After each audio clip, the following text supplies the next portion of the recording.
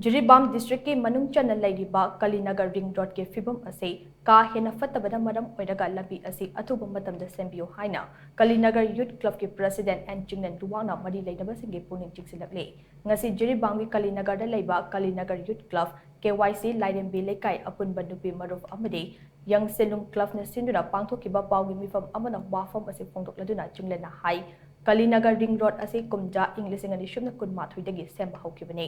adum oinamak thabak ase matam khara suba hauramlaga lepkhibane hiram masiga mari leinana kumja English ngani shubna kul humdagi February kun mari da miyamgi oiba mifam ama pangthoktuna lambi ase sembinaba mari leinaba singda wakatke madudagi thabak ase amuk matam khara suba hauramlaga lepkhibane miyamna JIRIBAM district ki DC da su aiba cherol ama thajin khrabane hauzik manipur da thokliba irang asigi kenglaga miyamna matam sangna khangduna lakbani adubu ngaside khangba ngambagi pangal adu lairaktabana pawgi mifam ase pangtoktuna mari leinaba singi puning jingsinna bo honabani haina su mahangna makat takhe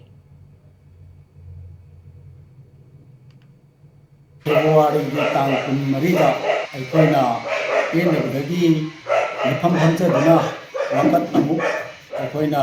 mari leinaba department singda wakat chaduna amuka hanna makoi surba hobiraki aduga mate khara suraga amuka lepi khara adugi makhata na amuka mu aikoina lekai mayam na pena raktabdagi amuka hanna aikoina mifam phamlaga makoi da amuka hanna wakat chate mari leinaba department sing amadi DC na chingda aikoina cherol ke apisan jaki adugi makhata na makoina amuka mu mate khara amuk suba hobirame adugi makhata badi ngasi phawda amukhana lepkhibaduna ngasi phawda makhata na subira khidre wakalu basu amana amma hai aikoi gi parja gi wakat pham masi karai da wakat ka dobno aikoi ju mafam khangre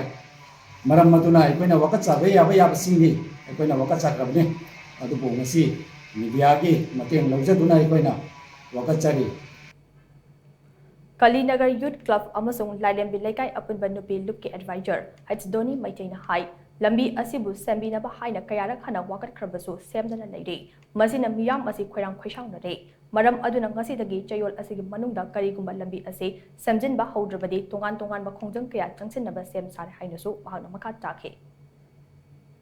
kayarak aikhoina wakat khraba matungda adumuk shembigani tawbani haidna dum leiba ngasi phawa thabak oina di onthok piraktaba masina miyam si khoisaunarapani aduna khoigi mari leinaba authority gi pungning chingsinjari ngasi dagina manga taruk nigi Chayol amagi manungda aikhoi thabak si paikhat piraktaba taragadi aikhoi gi sanction pham thokba khongjang makhata na Changshinlagani aikhoina tajabada bill so kaithokre haiba pawam adum phangi adubu kaidana di lambi su semamgado mande sembasu kara hobat pirame aduna athuba matamda miyeng chingsinbiduna KALINAGAR ring road asi thabak paikhat pidaba taragadi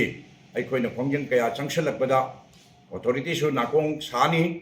aduna wathok chaudringaida athuba matamda lambi si thabak paikhat piu haiba wafam si ai tentak na thamjage